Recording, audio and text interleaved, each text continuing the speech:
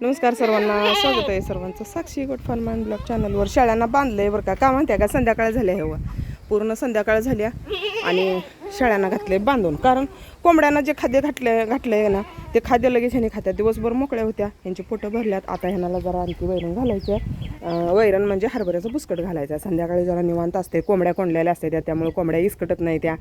म्हणून ह्याला संध्याकाळी हरभऱ्याचं बुसकट खातून हे पण छान खाते ती बरं का. खाते ती निवांत बसते ती, सगळी मोकळी असते ती. टपातनं हरभऱ्याचं बुसकट घातलं का एकदम छान खाते ती. आणि डोळा जरा ह्याला बांधावं लागतं कारण कोंबड्यांचं खाद्य घातलेलं असते. ह्यांना मोकळं सोडलं की नाही कोंबड्यांचं खाद्य घालायला येत नाही, कारण ह्याच जाऊन खाते त्यामुळं. तर ह्याला वाटलं की तुम्ही काय ह्याला खायलाच घालायला लागलाय बोकडाला. ही बोकड जरा शेळीचं दूध पिते त्यामुळे छान झालंय बरं का. बोकड छान झालंय. आणि ह्या शेळीचं पिते अजून हे दूध देत्या आणि ती पण देत्या. शेळ्या आता 100% कुठल्या गाभा नाही त्या माहीत नाही, कारण बोकड मोकळं असायचं त्यामुळं. आता काय एखादी राहिली तरी पण बघायचं है ना. पांढऱ्या पाट्याचा काही मला काही अजून पण भरोसा वाटे ना. काय असेल ते असेल, आपलं नशीब म्हणायचं. आणि आपल्या कोंबड्या ज्या अंडी कमी घालायला लागल्या होत्या आणि कोंबड्यांची मर व्हायला लागली होती. मुला ह्यात पाणी होत की कोंबड्यासनी ह्यात मोकळं झाली की. तर ह्यानाला काय केलं माहिती आहे का, पाण्यात नाही ह्यानाला जरा आपली देशी दारू असते ना ते दारू टाकायला चालू केली. आणि त्यानं कोंबड्या पूर्णपणे चांगल्या झाल्या त्या बरं का. म्हणजे चांगल्याच होत्या कोंबड्या, पण थोडीशी मर व्हायला लागली होती. 1-2-3 कोंबड्या मेल्या. आणि नंतर आपण त्यातनं पाण्यातनं दारू घालायला लागलो. आणि त्याच्यानंतर आपण 1 महिनाभर काय केलं माहिती आहे का, कोंबड्यांना खाद्यातनं मका गहू दिलं होतं. पण त्यानं कोंबड्या आता कसं आहे माहिती आहे का, प्रत्येक गोष्ट अनुभवल्याशिवाय कळत नाही. आमच्यात त्यांनी जर ऐकत नाही तर त्याला काय होतंय, सगळ्या कोंबड्यांना गहू तांदूळ असते, मका असते. आणि आपल्याच कोंबड्यांना काय होतंय, घाल म्हणून त्याने 1 पोतभर ते घातलं. पण त्यानं जरा नुकसान झालं बरं का. कोंबड्या अंडी पण घाले ना त्या व्यवस्थित. आणि कोंबड्या अशा म्हणजे खराब झाल्या होत्या, ठकल्यासारख्या दिसत होत्या. आणि आता ही पोतं आणलंय बघा. ही पोतं आणल्यापासून आहे ना आता 4-5 दिवस झालं. हे आपण लेअरचं खाद्य आणलं. लेअरचं खाद्य आणल्यावर 4थ्या दिवसापासून अंडी वाढायला चालू झाली.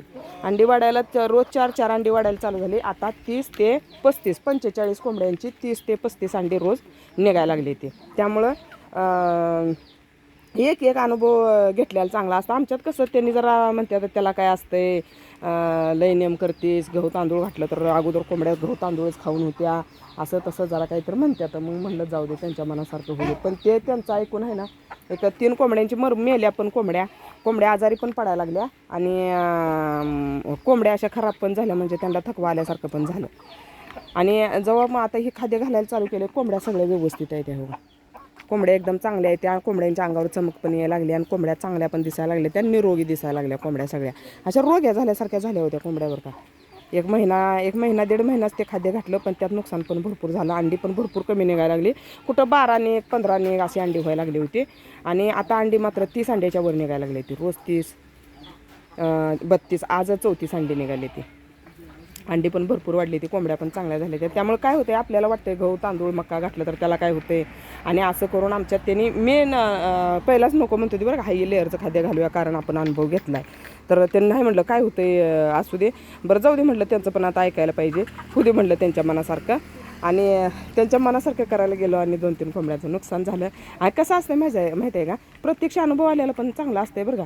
कारण माणूस त्यातनं सुधारतंय. थोडं नुकसान होतंय पण माणसाला स्वतःला अनुभव. आता दुसऱ्यांनी मी किती जर सांगितलं लेअरचं खाद्य घातलेलं चांगलं असतंय, त्यांना अंडी वाढते ती, कोंबड्या चांगल्या राहते त्या, पण समोरच्याला तसं वाटत नाही ना. लेअर पण खाद्याचं आहे आणि हे पण खाद्याचं आहे, हे घातलं तर काय होतंय, ह्यानं पण कोंबड्या चांगल्या राहते त्या. अगोदर काय लेअरच खायला होतं काय, मका गहू तांदूळ हे खातच होत्या.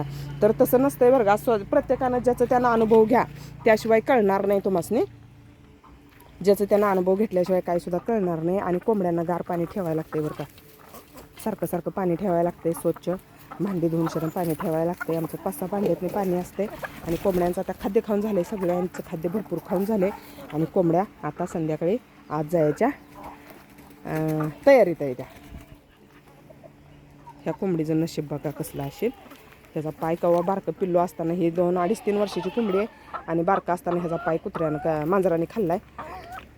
पण कोंबडी व्यवस्थित आहे, अंडी बिंडी घालत्या, खाती पिती व्यवस्थित आहे. तर लेअरचं खाद्य घालत जावा कोंबड्यांना बघा. तेवढ्याच आपल्या 10-12 जरी कोंबड्या असल्या तरी पण एक लेअरचं खाद्य आणायचं 1600 रुपयाला पोत आहे. आणि ती आणलं तर 10 कोंबड्यांना एक दिवसाला 1 किलोभर लागतं बरं का. पण 10 कोंबड्यासनी किलोभर खाद्य घातलं तर तुम्हाला दुसरं काय घालावं लागत नाही. आणि कोंबड्या चांगल्या राहते, त्या आजारी पडत नाही त्या, आणि अंडी चांगली घालते त्या.